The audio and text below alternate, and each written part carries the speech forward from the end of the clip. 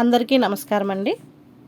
ఈరోజు మనం 2011వ సంవత్సరంలోని చందమామ కథల పుస్తకంలోని పిసినారి తెలివి అనే కథ గురించి చెప్పుకుందాం. ఈ కథ రచించింది కోనే నాగ వెంకట ఆంజనేయులు గారు. హేలాపురి నివాసి అయిన సేనయ్య శెట్టి ఎంగిలి చేత్తో కాకిని తోలని పిసినారి. ధాన్యం వ్యాపారంలో లక్షలు సంపాదించిన అవసరానికి కూడా చిల్లి గవ్వ ఖర్చు పెట్టడానికి వెనుకాడే మనస్తత్వం కలవాడు. వయసులో ఉన్నప్పుడు విలాసవంతమైన జీవితం గడిపి వృద్ధాప్యంలో దీర్ఘవ్యాధితో తీసుకుంటున్న తండ్రి గున్నయ్య శెట్టి పడకేశాడు. అయితే ముసలి తండ్రికి వైద్యం చేయించడానికి డబ్బు మంచినీళ్ళలా ఖర్చయిపోతుండడంతో లబలబలాడుతూ ఉండేవాడు సేనయ్య శెట్టి. ఎందరో ఘనాపాటి వైద్యులతో మంచి వైద్యం చేయించిన గున్నయ్య శెట్టి జబ్బు మాత్రం నయం కావడం లేదు. సుగంధపురిలో వైద్యుడిగా ఎంతో పేరు గడించిన రంగాచారి హస్తవాసి చాలా మంచిదని తెలిసిన సేనయ్య శెట్టి తండ్రిని అతని వద్ద వైద్యానికి తీసుకువెళ్ళాడు. గున్నయ్య శెట్టిని రకరకాలుగా పరీక్షించిన రంగాచారి పెదవి విరిచాడు. సేనయ్య శెట్టి గారు, ఇలా చెబుతున్నందుకు మీరు మరోలా భావించవద్దు. వయసులో ఉండగా తమ తండ్రి గారు విచ్చలవిడిగా తిరిగిన ఫలితమే ఇది.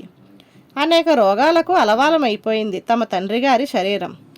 ఏ మందులకు లొంగని జబ్బులు ఆయనలో తిష్ట వేసుకొని కూర్చున్నాయి. ఆయన బ్రతుకుతారన్న ఆశ ఏ కోశాన కనబడటం లేదు. ఏ మందులు ఆయనకు పనికొస్తాయని నేను అనుకోవడం లేదు అని తేల్చి చెప్పేశాడు రంగాచారి. అయినా సేనయ్య శెట్టి వదల్లేదు రంగాచారిని. అయ్యా, మీరేం నిరాశ పడవద్దు. వైద్యుడిగా మీ ప్రతిభ గురించి విన్న తర్వాతే నేను మీ వద్దకు వచ్చాను. మా తండ్రి గారికి మీకు సరైనది అనిపించిన వైద్యం చేయించండి. ఆపై దేవుడి మీద భారం వేద్దాం. మీరు చేసే వైద్యం మా తండ్రి గారిని బ్రతికించకున్నా కూడా మీకు 1000 వరహాలు ప్రతిఫలంగా ఇచ్చుకుంటాను అన్నాడు సేనయ్య శెట్టి.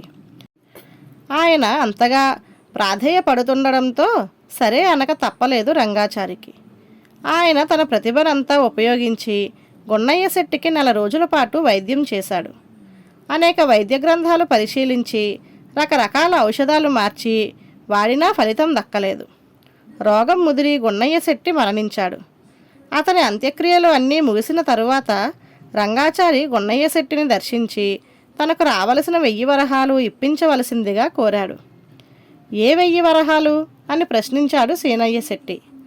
అదే, తమరి తండ్రి గారి వైద్య నిమిత్తం తమరు ఇవ్వవలసిన 1000 వరహాలు చెప్పాడు రంగాచారి.